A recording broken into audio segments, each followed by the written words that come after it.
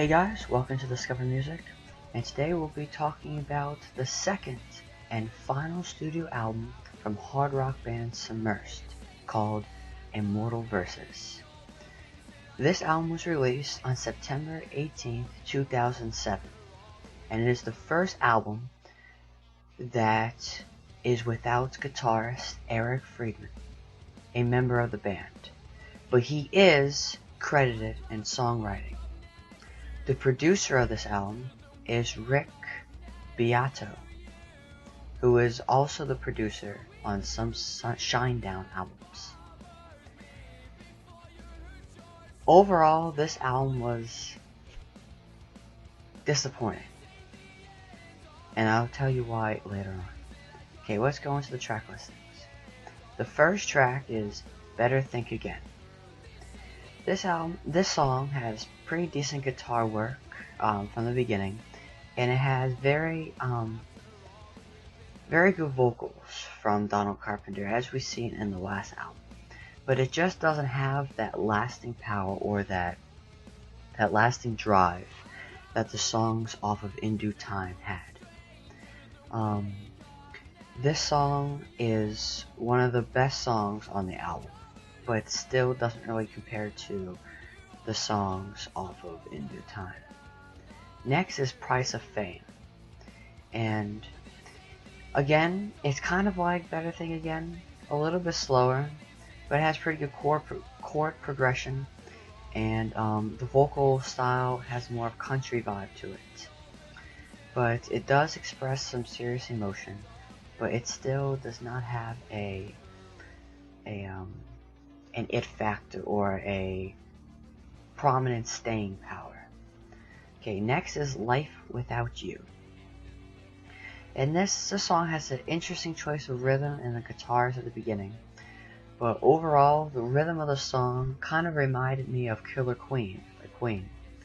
But of course, it doesn't go anywhere near the just the greatness of Killer Queen. Okay, next is Over Now, which is a very Guns N' Roses type of sounding song with the guitars and drums right off the bat.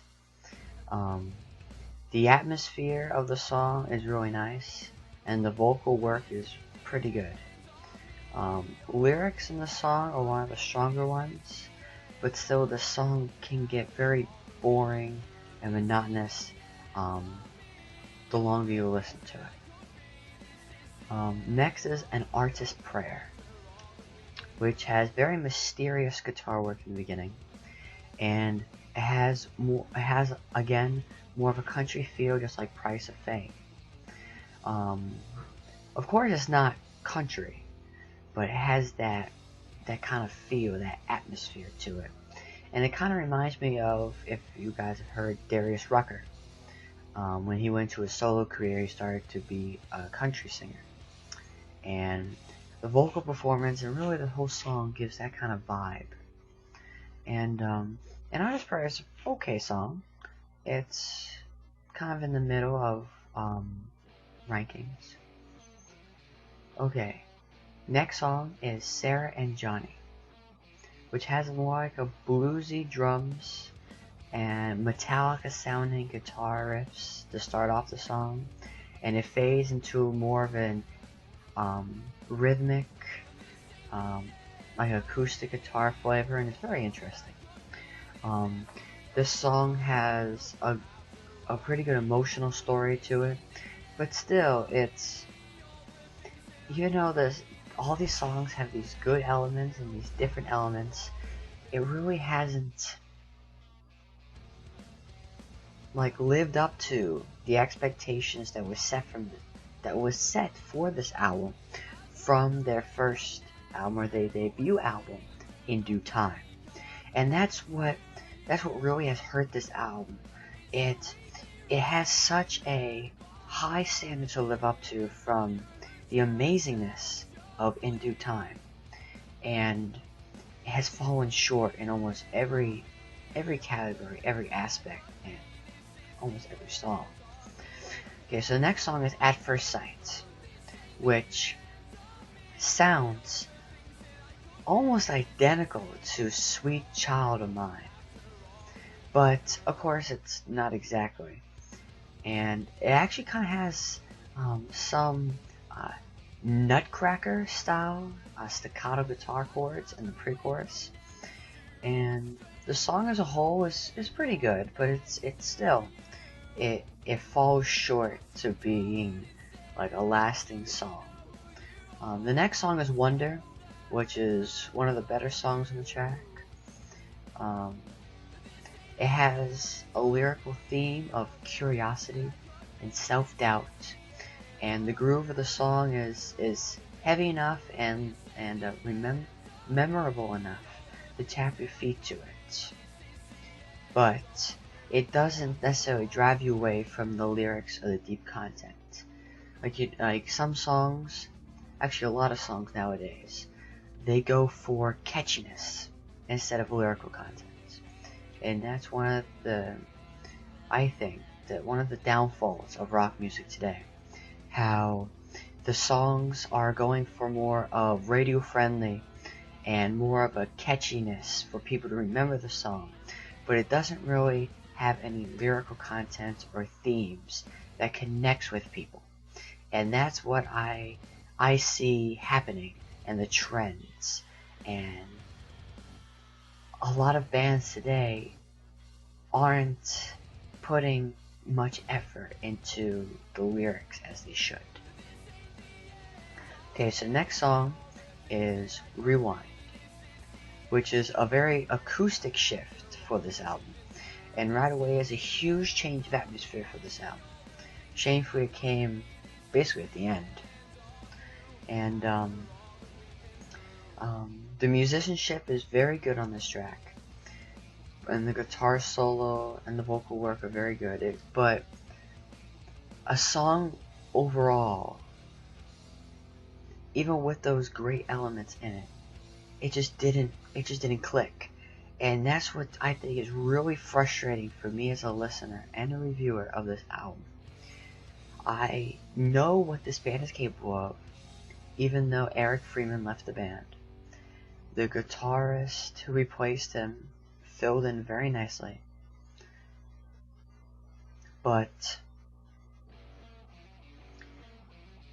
it didn't gel and it didn't jive as well as their debut album did. And I think that's what's really frustrating. That's the frustration I got from this album. Okay, next song is Answers, and this song has a slow build and nice guitar riff. Very reminiscent of Every Rose Has Its Thorn by Poison. And the lyrics are very relatable, but again, it's the frustrating tendencies come back in the song when it's just not able to come together and gel together in the way that it should. And I skipped a few songs by accident. So one song is I Feel the Change, which is the 5th track on the album, and right after Over Now. And this song has a very ominous opening. It's very, I guess kind of that creepy vibe to it, and it's almost like just one of those typical rock songs, but it has a memorable rhythm, which is hard to say about other songs in this track on this album. But again, this track just doesn't seem to gel together, as you see this as recurring theme throughout the songs. Like, they have the pieces. I don't know who the production work should be to blame, the editor, or just the band itself, but these songs have been far inferior to the rest of the album that it should be, and their debut. And the other song I missed is We All Make Mistakes, which is after I Feel the Change, so the 6th song on the album. And the guitar is very reminiscent of country music on this album. The guitar work on this album, well, actually, on this album as a whole, it has had a more country vibe than the first album. And the first album was quite solely hard rock. But on this song, the guitars are very, again, reminiscent of country music. And the guitar passes through the verses very nicely, and the chorus is very nice. But the song just doesn't, how should I say this? It doesn't work in the album because it's kind of a slower one, and it's more, I guess, atmospheric of a song, which is a nice breath of fresh air on this album. But for what the album was, it really didn't fit in to what I guess they were trying to establish with it. And again, it didn't work. So, those are the tracks. This album was a 12-track album, and I don't know what else to say for the tracks. They had a very country feel. They were kind of sporadic in, I guess, overall feeling and atmosphere of the album, and they didn't grab me the way that I think Submersed can. So, here are my track listings. My track listings are from Greatest to Worst, Better Think Again, Wonder, Price of Fame, Sarah and Johnny, Life Without You, Over Now, We All Make Mistakes, I Feel the Change, Answers, An Artist's Prayer, At First Sight, and finally, and pretty much, and the worst song on the album, Rewind. I wouldn't say by far, because each song was all the songs were very consistently in the 60s and 50s in scores. But, so yeah, that's the, my song rankings. Okay guys, for an overview of the album, Immortal Versus wasn't an awful album. It really wasn't. No matter of the things I said about the album, because I have to critique it, it wasn't awful. It wasn't the best album by far, and it's far inferior to their first album or their debut album, In Due Time. But the songs show that they were kind of experimenting in a more lighter setting, because the songs on Immortal Versus weren't even close to the hardness of songs on In Due Time, such as songs like In Due Time, To Peace, Hollow, Divide the Hate. Those are all pretty hard rock songs. On this album, they tended to go onto the softer side, which isn't a bad thing. But I think if this is the direction they were gonna go, because Submersed disbanded in 2007, that they just needed more practice in this type of music. Even though I believe Donald Carpenter's voice works better in faster and harder music. But, so my final rating for Immortal Versus by Submersed is a 60 out of 100. And I say that because it was an above average album. It really was. But since we do have In Due Time to compare it to, it was far inferior to it. To check out my review on In Due Time, please check in the description below, and I'll put a link to my review of In Due Time.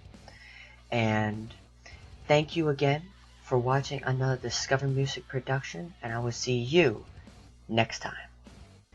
Hey guys, well, I was in the middle of editing, and I realized that I forgot to do my thank you segment. So, right now I want to give some special thanks to Alex, Anthony, Chase, and Nicole for reviewing Immortal Versus with me and for giving me their input. You can check out their rankings and overall score in the description below. Hey guys, sorry for a longer video today. I had a lot to say about Immortal Verses by Submersed. If you liked the video, smash the like button. It really helps Discover Music grow.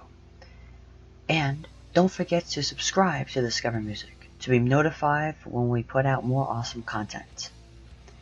Please view the description box below to see what others of Discover Music ranked and rated this album.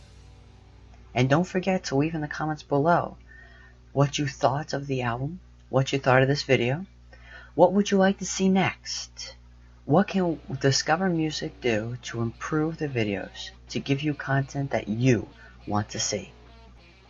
Also, click on one of the boxes below to see another video by Discover Music. Thank you again for watching another Discover Music production. I'll see you next time. Rock on.